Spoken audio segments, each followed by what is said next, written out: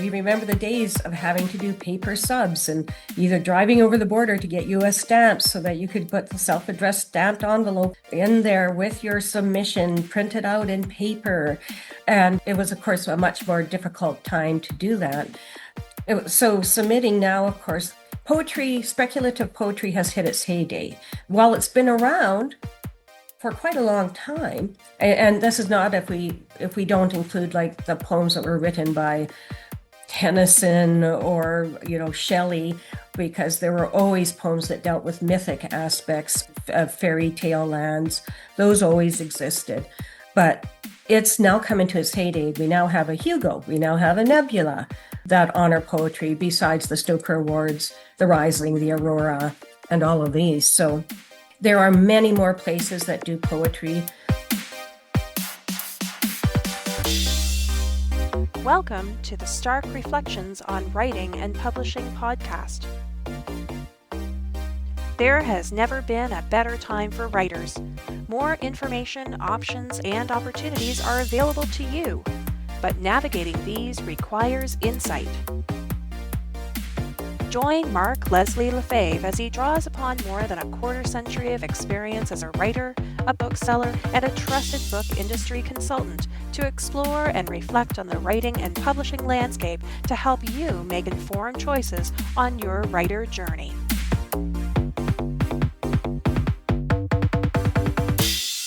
Hello, Reflectives, and welcome to episode 474 of the Stark Reflections podcast. This is your host, Mark Leslie Lefebvre.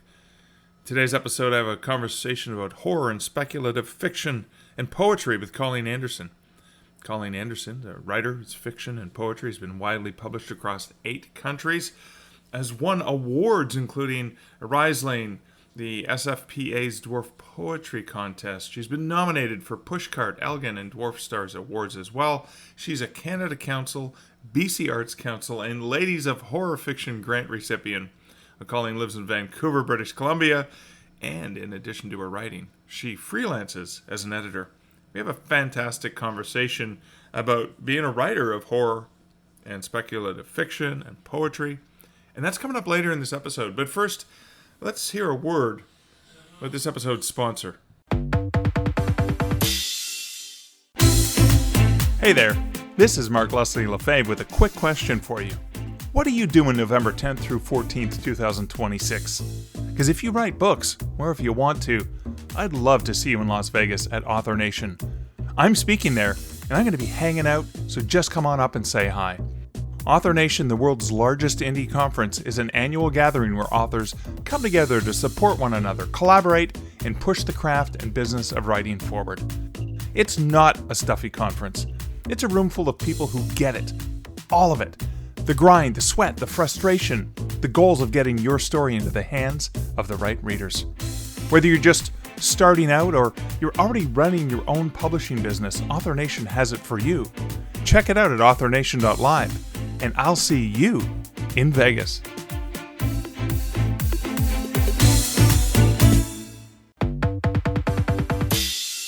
So briefly, comments of recent episodes. Actually, I just want to say a huge shout out and thank you to Joanna Penn of the Creative Penn podcast for the recent call out to episode 473, where I interviewed Don King and we talked about creating while caregiving. And if you want more from Don, apart from his own podcast, Joe had an excellent chat with him in November 2025 in the November 2nd episode, Creating While Caring, with Don King. And obviously, Joe is an amazing interviewer. So great. And thanks again, Joe, for the shout out. I'm going to forego other comments and jump into a brief personal update. Okay, in terms of personal update, I'm going to try to keep this brief. I am recording this from a hotel room in Rivière-du-Loup, Quebec. I'm trying to pronounce that with a bit of a French flair as I'm boning up on some of my French skills. Even I had to go to a service station this morning because I forgot to pack headphones as I was wanting to edit this while my buddy was still asleep in the hotel room, and trying to ask for where earbuds. I could buy earbuds, not headphones, because I forgot to pack some. Anyways, boning up on je cherche the earbuds. because, in Quebec, we speak a weird combination. We call it either franglais or fringlish, where it's a combination of French and English, because there's some words that just don't translate, like hamburger, stuff like that. You just have to say it with a bit of a French accent. And it's a reminder to me, as we were, Steve and I, my buddy and I, who's traveling with me to Halifax, going to TriCon, Speculative Fiction Conference, but we were at an Irish pub here in Rivière-du-Loup last night, watching the Habs, the Canadians, the Montreal Canadiens, playing the Sabres. The Sabres did win, but it was a really good game, excellent game to watch. And of course, while the bartender and waitress was very courteous and kind, speaking English to us, I tried really, really hard to order my beer in français, just to try to get more with the culture. I really wish I was more bilingual, so it was a good practice. So, for example, after having one of the local beers and then moving over to Guinness, it was just kind of like un autre, which is un autre s'il vous plaît, which is please one more, one more. Anyway, okay, that is a little bit of an aside, but in terms of other things going on writing related, so recently in the last week, I signed some tip-in sheets for a very special limited edition Canadian horror anthology. Now, Colleen Anderson, my guest in this episode, as a Canadian horror author, is also in this anthology, which was compiled and edited by our mutual friend Steve Vernon, Halifax's hardest working, Nova Scotia's hardest working horror author. But Steve is from Halifax. I'm hoping I get a chance to see him while I'm in town. But so are folks like Sean Costello and Ado Van Belkom.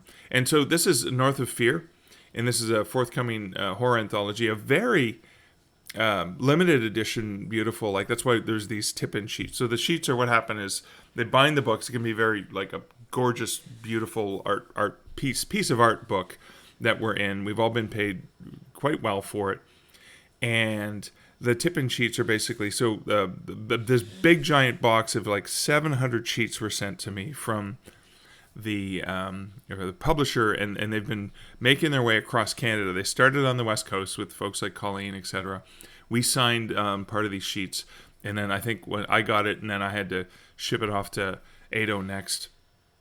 And then as many of the authors are going to have signed it, so when you get this edition, it's going to be signed by people. And I've gotten books like that. So then these sheets end up getting included at the beginning of the book, and I believe they're called tip-in sheets. I think I got the term right. Anyway, so that was part of it. That was really an exciting part. But as I mentioned, I am recording this from a hotel room. And Rivière-du-Loup. I was in Ottawa the first night on Monday night. This is Tuesday night in Rivière-du-Loup. It's Wednesday morning as I'm recording this. And then it's about 4.5 hour drive from Rivière-du-Loup. We cross into New Brunswick soon, and very soon we'll be in a new time zone. So 1 hour ahead of Eastern. And then we will be we're going to St. John, New Brunswick, which is right on, on the opposite shore. So we're on, right now, Rivière-du-Loup is on the St. Lawrence Seaway. And then we're going all the way south down to the, part of the ocean, north of New York, etc., like that area of the world, or Maine, New England, I should say. And so we'll be right there at St. John, and that is where the Moosehead Beer Factory is. So I need to go and see if we can go on a tour. Moosehead, one of those oldest breweries from Canada, no longer, not really considered an independent brewery, but one of the things that was great is when we were there last year, Moosehead's the standard kind of like Molson Canadian, or Labatt Blue, or Budweiser for U.S. folks, or Miller or something like that, one of those big breweries. But the brewmaster has fun making special brews that are only available at the brewery, in the bar there, which is kind of fun. So you're like, that's where they get to have fun, while what pays the bills is the big stuff, like the big mass-produced stuff. The lagers that all, as the founder of Moosehead admitted, they all just taste the same. They're just a standard lager, not all that much difference. And that's the thing is you don't want to have too much flavor because that can put off certain people. Like it's that sort of unlike what we do as writers, where we try we can't please everyone, so we don't write lager. We tend to write, and some folks may write lager, trying to appeal to a broader audience, but we may write very specific flavors of genres and things like that maybe appeal to very specific groups. Like for example, like Colleen and I writing in horror and speculative fiction are going to appeal to a different crowd than the I guess the generic lager drinkers as well. But that's me trying to make a correlation between drinking and writing, which I will always find a way to connect beer and books. Anyways, so that is it for my rambling shortish personal update. I am on my way to TriCon, Speculative Fiction Conference in Halifax. I am so looking forward to it. If you're going to be at TriCon and you're listening to this, please say hi. I love to hear from folks. It is a reminder that I'm not just sitting alone in a hotel room recording this or wherever I'm recording this, but that we're in this community together. And so looking forward to it. It's going to be a lot of fun. And other than that, I'm going to wrap this up so we can get into this conversation with Colleen Anderson. Hey, Colleen, welcome to the Stark Reflections podcast. Hi, Mark. Thanks for having me on your show. I think it's going to be a really wonderful conversation. So we know one another, I guess, mostly through the Canadian speculative fiction realm, or maybe even the horror. Can I say the horror realm? I think both because I'm never good at remembering when I first met people, and I'm sure we've met. I don't know, we met in person. Maybe it was When Words Collide. I've never been to CanCon, so it's not that. It couldn't have been And CanCon, maybe When Words Collide, maybe an Ad Astra back in the day, maybe? never did Ad Astra, but No. when there Oh, was VCons, I did some of the VCons. So okay. I think, mostly we've seen each other on screen. On screen as well. And I believe I had the honor of having you publish one of my short stories in an anthology you co-edited. Is that one of the Tesseracts? Is that true? Or am I remembering that Yes, correctly? well, you might be a bit more than me, like Tesseracts 17. I think you were in that one. Tesseract 17, That yeah. Steve Vernon and I co-edited, Yeah, yeah. you and Steve did that like the coast to coast thing, right? Sort of the That's right, coast to coast to coast. And it was the one that was more difficult, perhaps as the anthologies went, because we were trying to represent most of the provinces and territories. yeah. But sometimes there was only like one submission and it wasn't very good. So we Yeah. managed very well in the end to kind of represent most of the provinces. That's got to be a tough one. And I mean, sometimes when I kind of know a little bit about the editors, I try to go for what Christine Catherine Rush calls the reader cookies. And I was like, okay, I know Steve's in Halifax. I got to include a Halifax ghost story in here because I know Oh, he's written that's about right, it. your ghost story. I remember your ghost story. Yeah, it was very fun. But I tried. Yeah. So I had Ottawa was represented. So I had Ontario, then I had Halifax. I was trying to really spread my my reach. I was initially trying to come up with a whole bunch of Canadian ghost tales, but I ended up going international instead. But anyways, we've known one another for a long time, but I've never had the honor of interviewing you. So this is really exciting. Thanks for coming on the show. Yeah, I'm actually excited to be on the show and yeah, chat with you. Yeah, and I guess and we can't reveal the details yet, but you and I are both in an anthology that is going to be coming out, a Canadian horror anthology going to be coming out later in the year. I guess Steve was the acquiring editor for that one too. We can reveal the anthology. They changed the name because it was originally Behind the Red Door, and now Yeah. it's, oh goodness, I it can't is, remember. Hasn't it changed hang a few on. times? It is now North of Fear. North of Fear, and Yes. yeah, so I'm just waiting to get the go ahead on being able to share all the things, including the beautiful artwork we've seen for it. But Yes. anyways.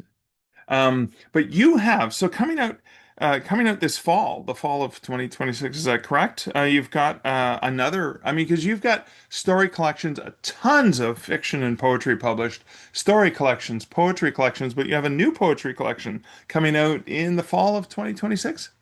Yes, it's called right now, unless the publisher changes the title, it's To the Last Ion. So it's my poetry collection that came out last year was the story of Rapunzel told in verse, kind of from her childhood to her death, and goes beyond the fairy tale. And to kind of balance my brain out and that I sucked myself dry and kind of fairy tale mythic poems. I kind of went to the other side, the dark side. So I was writing mostly SF poetry, sometimes with aliens visiting or abducting in some way. So a lot of it's dark, a lot of it's body horror. And there is some social commentary in some of it as well. I can imagine now with one of the roles I play doing work with Draft to Digital, I run reports on what's selling.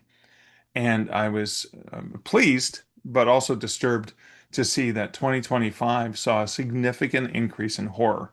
Now, being in one of the genres that usually, unless your first name's Stephen, your last name's King, or Stephen Graham Jones, and a lot of the Stevens apparently, those tend to do really well. But all the rest of us kind of are just in the mid list somewhere.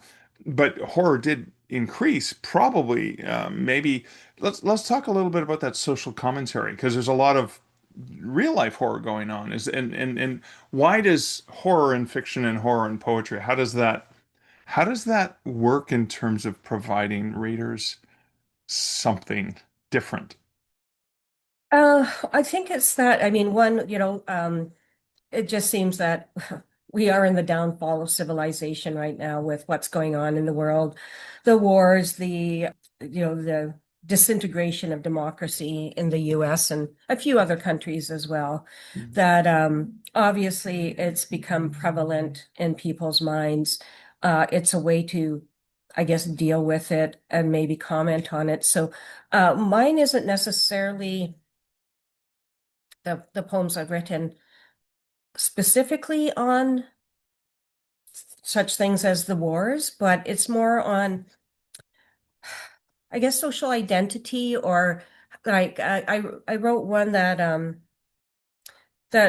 came out in on Spec a couple years ago, and it was where an alien abducts a black man and a white woman, but there's comments about how we body modify ourselves, how black men all have are well endowed, to put it politely for this show.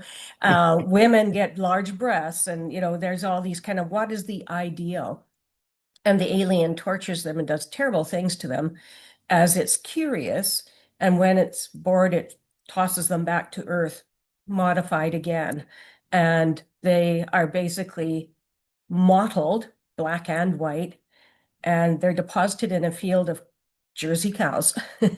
And so my comment is like, are we just being cattle? Are we succumbing to to what isn't even human anymore? So it looks at what's being human and what's body ideal. And it's absolutely body horror, that poem.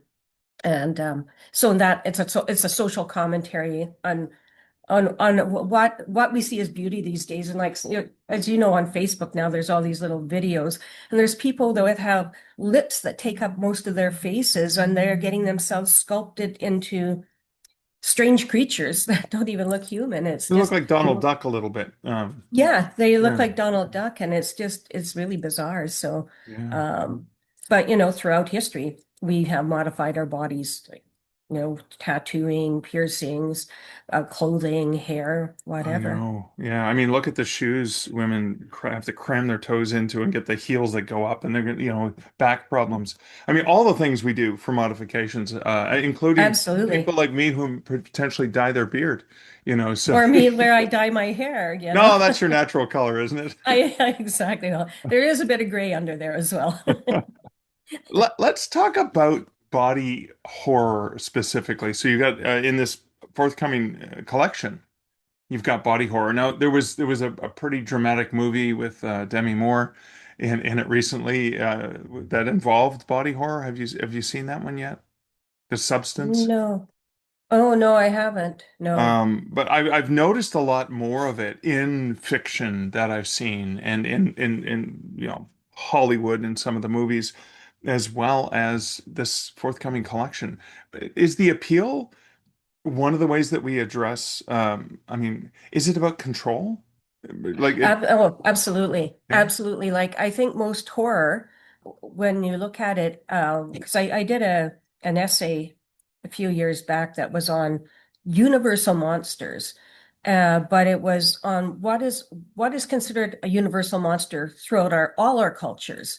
And almost every culture has a vampire type of creature, whether it's feeding on your blood, on your soul, on your mind.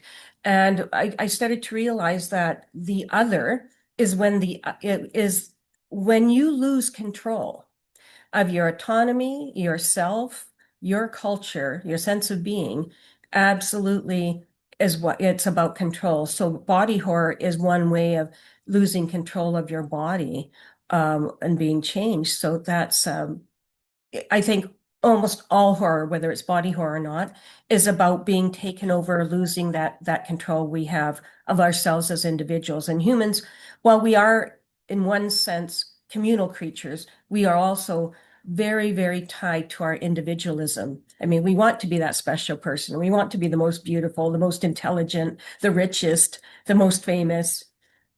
Cool. Thank you for that. I appreciate that. So how would you define body horror to someone who's never heard the term? And I bet you there's listeners who go, body horror, what's that? What's a way to define that? Uh, I think it is the invasion of the body in some way, whether it's self-inflicted or it's inflicted by others or it's nature. I mean, in the sense that we have the three conflicts of, human against nature, human against themselves, human against other humans. And I say Right. human, not just man. Yeah, But very good. I saw that. Yeah. yeah, but I think it's that in the sense of body horror, all three of those conflicts can be used. You can have somebody torturing you or inflicting something upon you. You can do it to yourself or nature. Perhaps it's an environmental thing that happens, whether supernatural or natural. So body horror is definitely things happen that aren't in your control to your body, your sense of self. And often in that sense, I mean, it can involve taking over the mind, but obviously when it's called body horror, it's more about that something happens that changes you, that others you through your Mhm. body. And that othering can be something that completely destroys and takes you over, or that you along the way master and use, like Haley Piper's book that won the Stoker Award for first novel. It was basically about a woman's vagina that takes over. It grows, it's doing things, it's growing tentacles out of her vagina, her uterus. I can't remember the name of it right now, but it was, it's like there's been age-old, centuries-old stories of vagina dentata Yeah. like a man's fear of the vagina, which kind of might harken back to old tribal times when there was lots of superstition about women when they had their periods, when they gave birth in various cultures, because it was like considered a passageway to the underworld, or where did babies come from? Well, they came from another world. And so it was dark and mysterious and strange and fearful, especially to men who didn't understand it.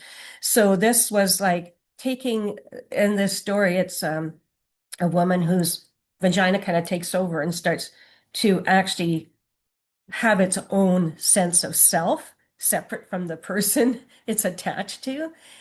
So it's definitely it is very much body horror. It was very interesting because I'd never quite seen a story like that before. So quite fascinating.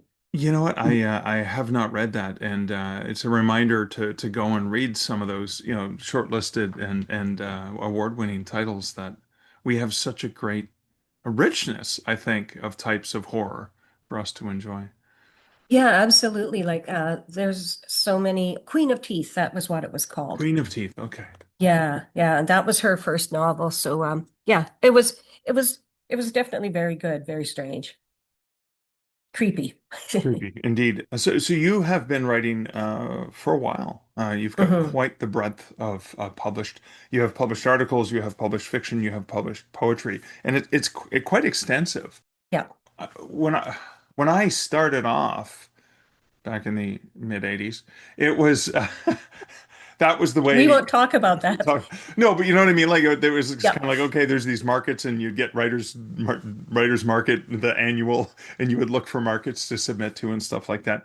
What is the difference in terms of submitting to fiction and poetry markets today versus potentially when, way later on when you joined in and started submitting your work after I started? Sorry, I was not so way later on. I did the Clarion workshop in the 80s, Mark, so we are of an age. That's right. Of course, we remember the days of having to do paper subs and either driving over the border to get US stamps so that you could put the self-addressed stamped envelope in there with your submission printed out in paper. And, it was, of course, a much more difficult time to do that.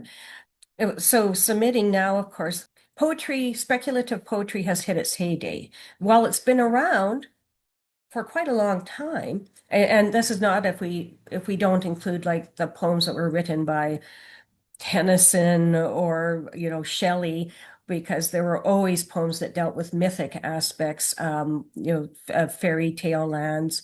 Those always existed, but it's now come into its heyday. We now have a Hugo, we now have a Nebula that honor poetry, besides the Stoker Awards, the Rising, the Aurora, and all of these. So there are many more places that do poetry. It used to be, there are still magazines that don't pay. I don't tend to submit to them because I don't need to build my name.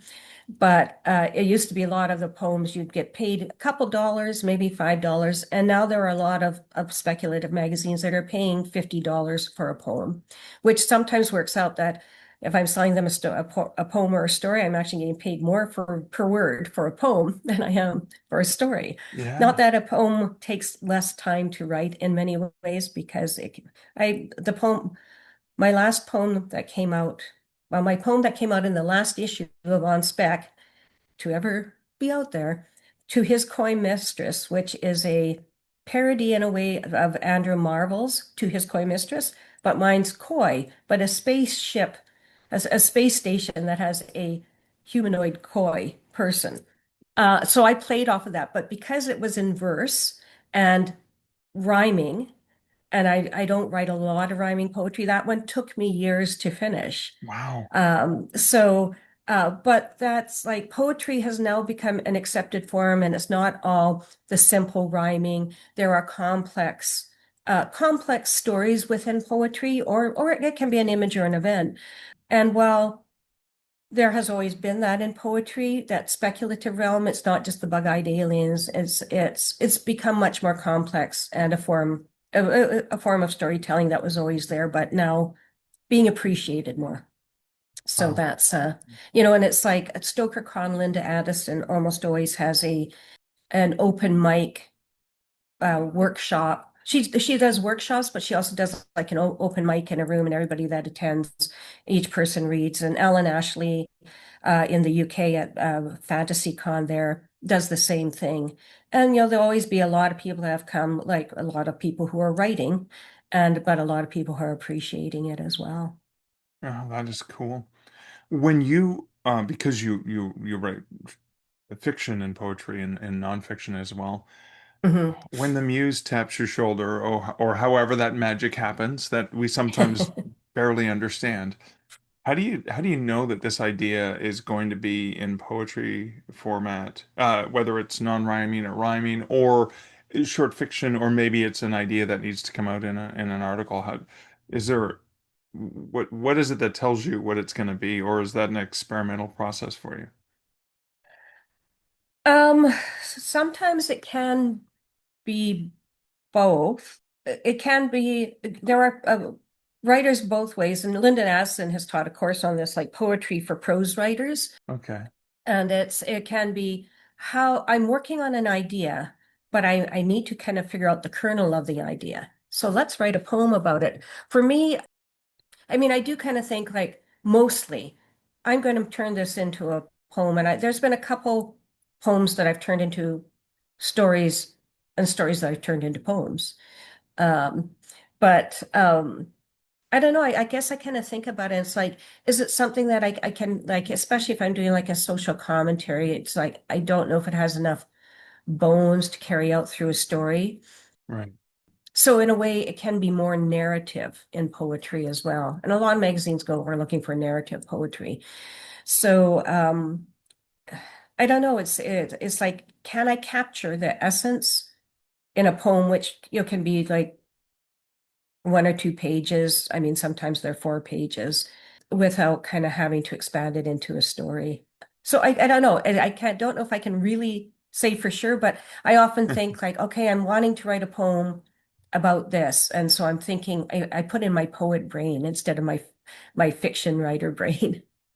Okay, cool. Thank you. I'm always fascinated by how that happens because there are times where I've started a story and realized that this isn't a story, this needs to be a poem. Not that I've written nearly as many poems as you have. Right. You're pretty prolific in terms of having your work published in, places like on Spec and a whole bunch of other markets. Is there I remember back to go back to the day, I used to get the writer and short story guide in the writer's market. I would either get them from the Yes. library or when I actually was in a place where there was a bookstore, actually in a town that actually had a bookstore, I actually try to get my hands on a physical copy of that and then use that to determine what the markets were. And then even submitting for the guidelines from a magazine, as well as sometimes ordering a subscription so you can understand what they were buying. What's the process like for you now in terms of finding markets to submit your work to? I'm actually really good at that, which actually took an unprecedented high during COVID somehow, when there was so much time and so much time to write and not go and socialize. There are various market reports out there, like sometimes you can search for them. Sometimes you find ones that are a bit out of date, that somebody put together, say in 2020 or 2016. Right. But there are a couple of places that I use. There's a Horror Tree. Now they've changed their format recently. Like they're a newsletter, so they usually have a couple things. They'll have like the word of the week, and then they'll have an update, and they'll have a few free, like, they'll link to free stories that are up on some various, online magazines. And then they have some markets. So they used to do a lot more, and they've shrunk that down, and they highlight about six now, but they come out weekly. So I use them. I Okay. also, as a member of the Horror Writers Association, sometimes people are posting on the Facebook list there. Okay. There's Submission Grinder, which I just had a discussion with Angela Eureka Smith, because she didn't realize she was using it as a term for, oh, we go through the submission grinder. Oh, And I was saying, no, it's Submission Grinder. That's the name of it, done by David Steffen. right. And it's actually, he's, while it lists markets for all types of genres, not just speculative, he's designed it from scratch. And you can you can use it to actually track your submissions. So you can, I'll enter, and I've written a new poem. I'll enter in the name of the poem. I'll enter in how many lines it is. I can choose its genre, and then I can search for markets. And the way Submission Grinder works is he has a daily report that comes up that shows markets where people have had acceptances and rejections. So once you record it, it pops in there. There's a newly added markets page. And then there's another page that if I've got something submitted to, well, let's just say on spec, it will tell me how many, if there's been a rejection or an acceptance, it will kind of say how many days from when I submitted my piece, and it will bold it. So it's like, oh, this piece was accepted or rejected after you submitted your piece. So then I can go, oh, does that mean they're hanging on to it because reading it, Oh, you're not guessing. Yeah, okay. or doesn't mean that my story got lost somehow in the ether when I sent it out.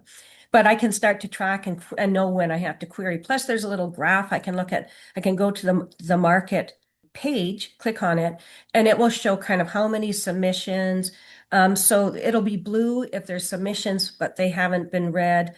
If it's red, then they've been rejected. If it's green, they've been accepted. So you can kind of go, oh, I haven't heard from this market, and it's coming up as kind of this is their normal time for responses. But I go onto the page, it's like, oh, there's a ton of blue. They had a ton of submissions, and they're only reading from March 1st, and I submitted on March 5th, so they haven't got to mine yet.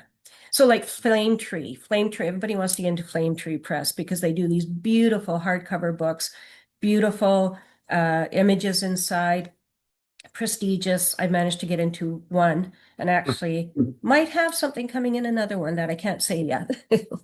But but with that, they put out so many submission calls, and they'll put out like for 2 submission calls at the same time. And they did this last year, where like they would do the one that I was in last year was Moon Falling, and they did Sun Rising at the same time. So I think partly it is you only have usually a month to write something and submit it to the deadline. Right. And they can't, so most people can't do that. So they're hoping that probably they won't get too flooded. And as it turns out, if I had a story that they'd liked for both of them, they would have only accepted it for one story because they kind of, I think, want the variety of Right. authors. Yeah. So, but with that, it's like they put out so many submission calls last year. I had stories from like July. I'm still waiting because, and I look and I see they haven't even started their responses yet. So submission grinder, submittable, you can do some searching through submittable as well, and actually Duosuma as well. So all of those are what I use. And then and Facebook, you can sign up for groups there. So I do that one a bit, not as much. Awesome. Thank you for That that. was a long aside. No, it's good because this is great insights for other writers, for listeners. Yeah. So, as a Canadian author who understands the business of writing and publishing and the submission process and stuff, you've also been the recipient of numerous different grants for the arts, right? You've got, so as I look at the list, so Canada Council, BC Arts Council, and Ladies of Horror Fiction grant recipient. What's the process in terms of finding the appropriate grants and applying for them? Is that a viable thing for writers to do? It is to a degree. So there's also the HWA has several different scholarships they do. They've got Scholarship from Hell, which is specifically for StokerCon. Okay. And I think because I'm Canadian, they didn't want to give the full scholarship to a Canadian, even though I can drive down to the States. So, because it's like the flight is for contiguous US, and I don't know if they still include the flight, but it was like Right. hotel membership. But one year they gave me, I call it the runner-up scholarship because I didn't have to pay my membership and I could take as many of the master class workshops, the horror university classes that they had. So I still had to pay for my room and my flight. But they have one for poetry, dark poetry. They have the Rocky Wood. There's a couple women's scholarships, and people do not have to be members to look at that. Canada Council, of course, it's for Canadians.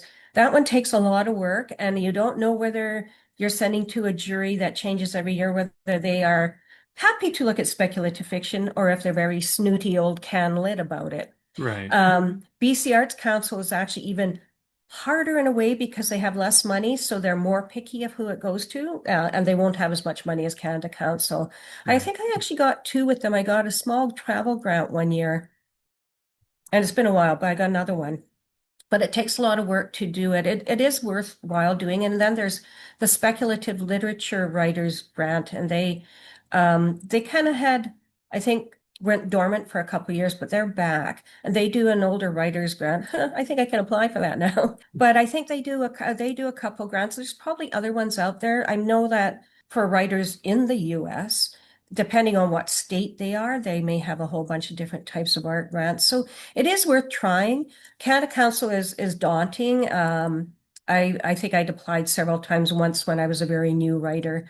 And I'm kind of thinking I'm going to apply again, but it does take getting a lot of ducks in the row. Like you gotta have a robust resume. You got to have three reference letters and like you have to make sure that hopefully the person giving you the reference letter has enough pizzazz that the Canada Council will recognize it or the BC Arts Council will recognize it. So yeah, and some are easier than other ones to get, but that and it just that sometimes just Google searching like grants for BC writers or grants for Canadian writers or grants for people from Minnesota. Because Brian Tawara, who's a Lao poet in the US. He's I think funded most of his career on grants. And he travels all the time, and I keep telling him he should actually be doing a book on American pulp culture because he posts all these photos of bizarre stuff. But he's pretty much been granted one because he was I believe a refugee, and but he's been able to get grants as a writer, as a poet, as a Lao person. So I think there's ones for women, there's ones for Indigenous, there's ones for people of color. Uh, so I think there are a lot of grants out there. People just have to do the research. Right. Awesome. Well, thank you for those insights as well.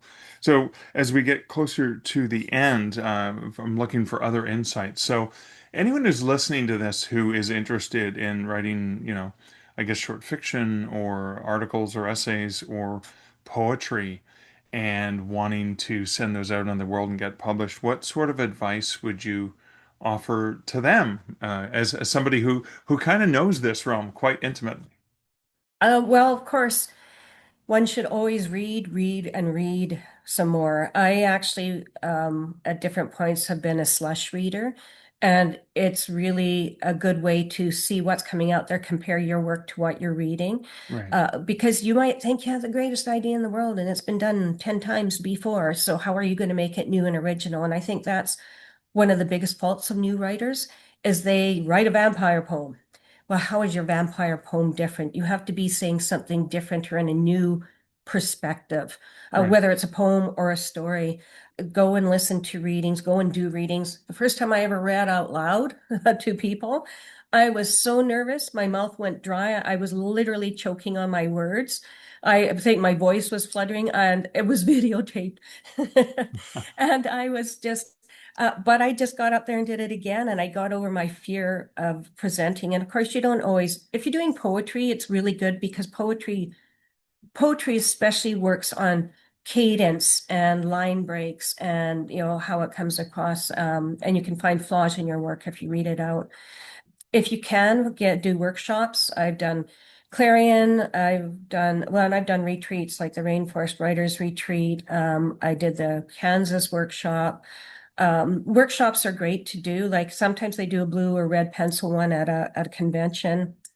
Um, Network, chat with other people, network. I wouldn't have done half of what I've done if I hadn't been able to go to at least one convention.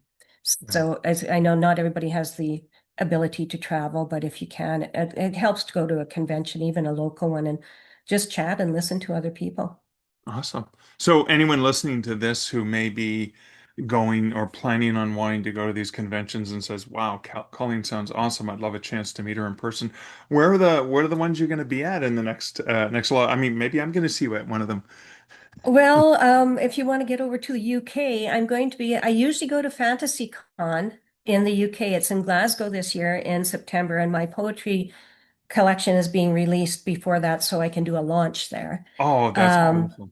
Unfortunately, that's probably the only one I'm going to because VCon kind of died in Vancouver. Right. It wasn't very writer focused, but COVID kind of killed it. I used to go down to Oricon, and they also kind of died during COVID and tried to resurrect. Right. I've been to StokerCon, but I'm actually not traveling to the US much at the moment until things settle down. So Understandable. that's about the only one that I can think of. I hear that When Words Collide has come back, so I don't know if I'll be able to make it It's a this year, bit but closer for you. absolutely. And I grew Just up hop in over those Alberta. mountains. Yeah, I've got family and friends there.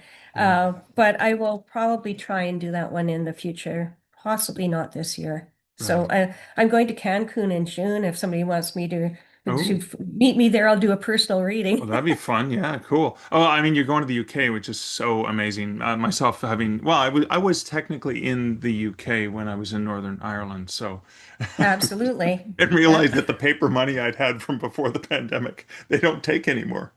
So I went to use it, and it was like, we don't take paper money. I'm like, It's all coins." Wait a And she's like, minute. "No, no, no. There's the new. You know how Canada has the new special money anyway, because Oh it's yeah, the plastic money. Yeah. harder to Yeah. counterfeit." But I have heard. Well, I bumped into folks from Tricon Halifax at CanCon this last year, and immediately booked a ticket because I thought I haven't been to Halifax since before the pandemic, and I really want to go. I've So, never been to Halifax. I've never met Steve in person. We've actually co-edited and oh co-judged wow. together. So I was talking to someone about TriCon, so that would be maybe something for to try and do. But seeing Nova Scotia in the summer, not the winter, would also be fun. Would be way better, wouldn't it? Would be a lot nicer. And I'm driving. I did New Oh Brunswick yeah. last year for the New Brunswick Writers Federation, and drove with a buddy of mine from Ottawa. And again, because we're writers, we have flexible schedules and stuff. It was easy enough to work from the hotel rooms and work from the car while he was Right. driving. Yeah. And what a great way to see the country. Okay, so now for those people who will not be traveling but will want to check out more about Colleen Anderson online, where can people find you online? I do have a blog and I am resurrecting it. I've been working on Is updating that a it speculative because thing? Is it? yeah. Well, I have done some updates. I've done a couple posts. I'm about to do another post. So it will list it I have updated the fiction section that lists all of my fiction pieces that have been published. It will have links to my collections, which all of my collections are available through the publishers or through Amazon, of course. And or if you're in Greater Vancouver, I have them on me. Very good. But but yeah, so my blog will be the best place. I mean, if you Google Colleen Anderson, you might come up with a few different ones. I'm on Goodreads as well. So on that I've been trying to update every time something comes out, getting that link to the anthology or the magazine as well. So yeah, my blog, which is colleenanderson.wordpress.com, is in the process of being completely updated. But I'm trying to write on it more now that I have more time. Of course. Awesome. Well, Colleen, thank you for hanging out with me today. Well, thank you very much, Mark. This is awesome. And that was a fantastic conversation with Colleen. And it's so funny. I have so many connections to Andersons, all unrelated. My partner, one of my best friends, Kevin, and of course Colleen is great. Sad I'm not gonna get to see Colleen at StokerCon, but I completely understand why she is avoiding a country where women's rights have reverted back a good 50 plus years. So I completely understand why she's not going to be doing that one, but it would be great to connect with her in person at a one that's closer to her, like When Words Collide in Calgary, which I will be at again this year. And I love the fact that these conferences in Canada, Toronto Indie AuthorCon, in the center of the universe, Toronto, CanCon in Ottawa, TriCon in Halifax, and When Words Collide in Calgary, that gets me to various places. I think my goal might be for the next little while to see what conferences in other provinces or territories that I haven't been to can I get to in the next several years, just to see more of this gorgeous, beautiful country. And that is part of this. Steve and I did this trip last year when I was going to New Brunswick for a writers' conference, and it's so much fun to be with a buddy of mine. We've been friends since we were very, very young. So that is, anyways, that's a really cool thing to get to see more of this phenomenal country that we are privileged to live in. Canada is beautiful. As I think I mentioned in the opening, we got to watch the Habs, the Montreal Canadiens. We got to watch a really great game. They did lose to the Sabres, so the playoffs, the NHL playoffs are tied 2 games each. So good, a nice, exciting sport. But the Habs are the final team.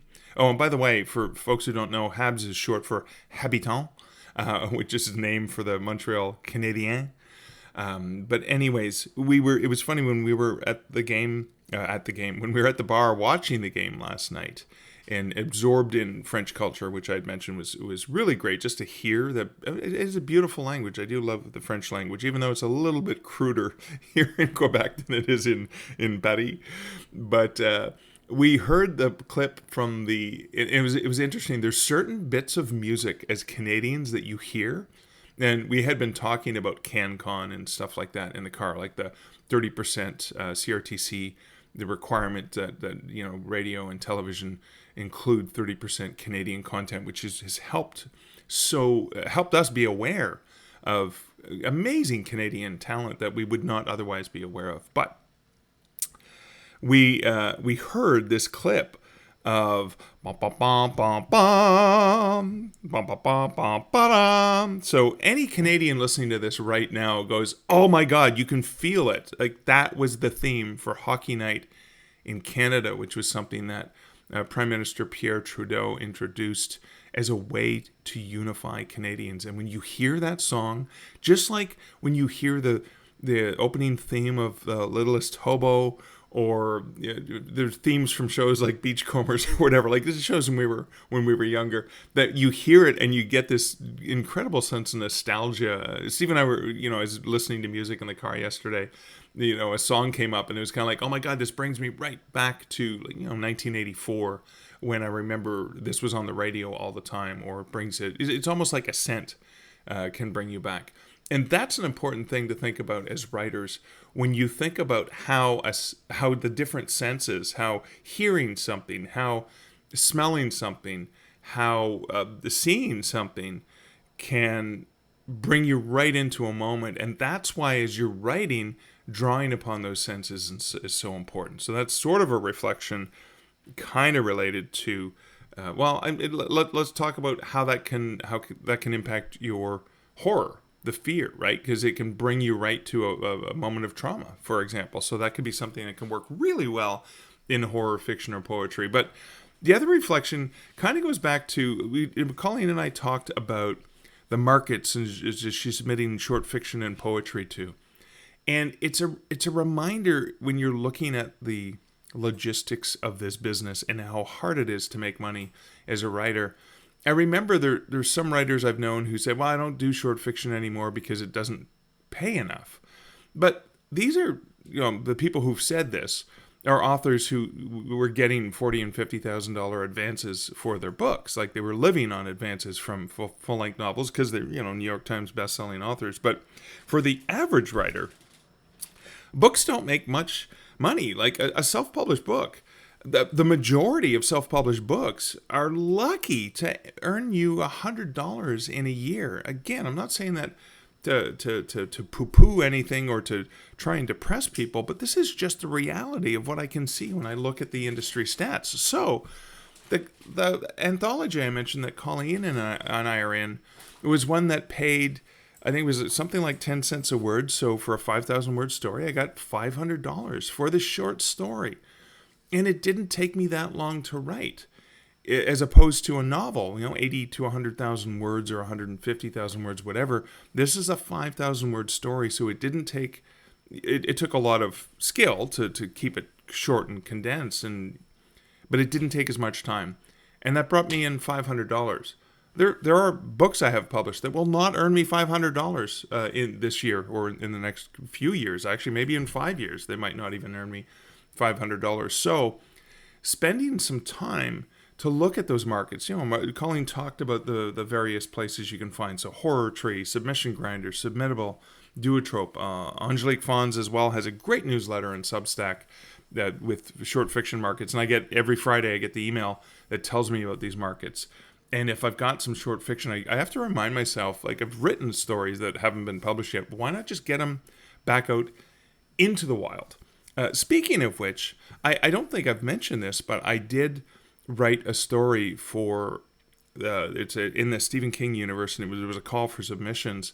And I did wrote a story. There's Tales for the Overlook. They were, they'd already been filled, but they were looking for writers who hadn't yet been published with one of the big 5 publishers, which is me.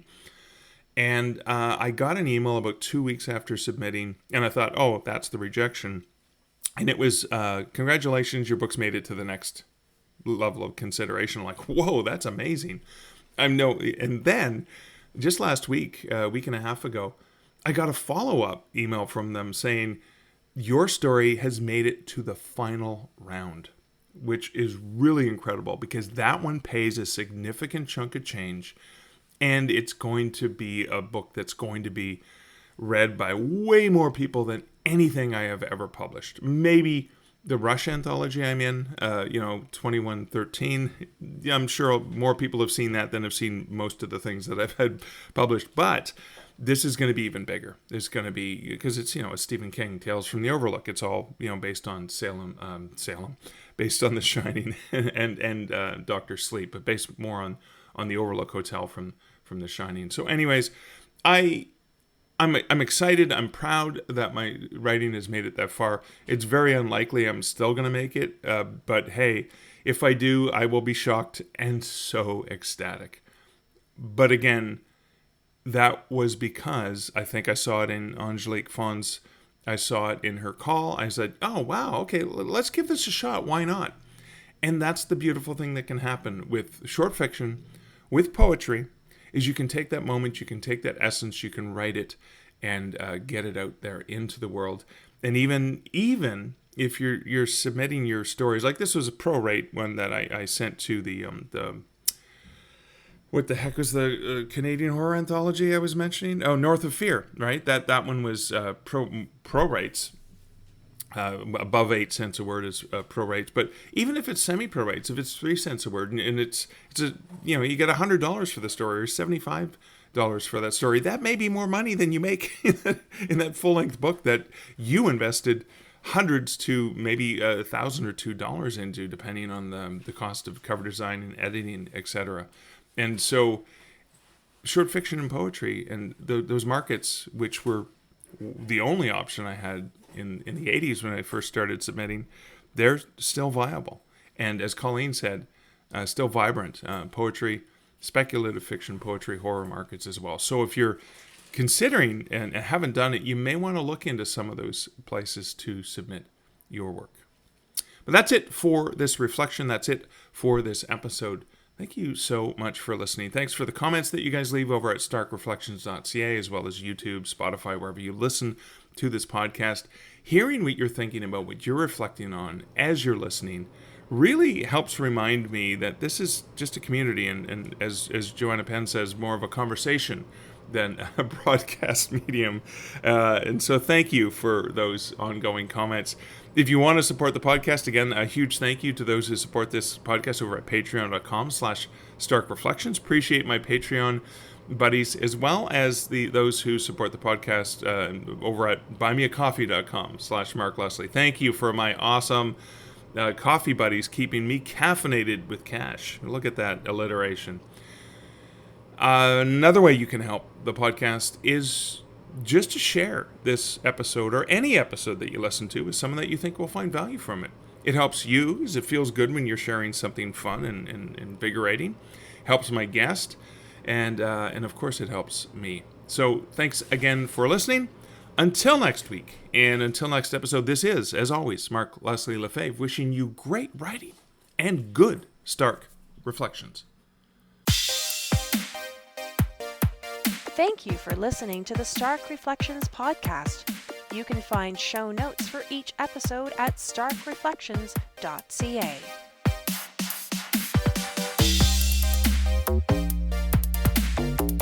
The music for this podcast, Laser Groove, was composed and produced by Kevin MacLeod. Check out more of Kevin's great music at incomptech.com.